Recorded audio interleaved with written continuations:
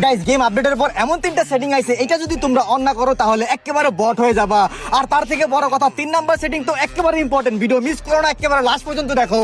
1 number সেটিংটা পায়ে যাবা তুমি সাউন্ডের ভিতরে, লাস্টের এটা অফ থাকবে, তুমি এটা অন করে দিবা। তাহলে কি হবে, তোমার টিমমেটকে যদি কেউ গালাগালি করে তাহলে তার মাইক অটোমেটিক অফ হয়ে যাবে।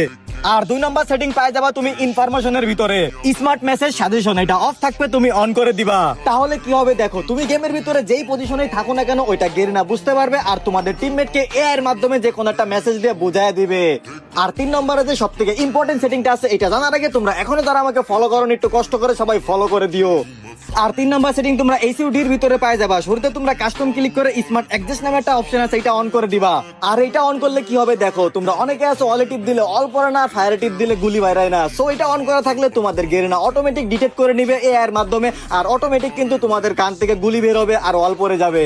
আমি তোমাদের সবাইকে বলবো অবশ্যই তোমরা সবাই এই সেটিংটা অন করে রাখবা।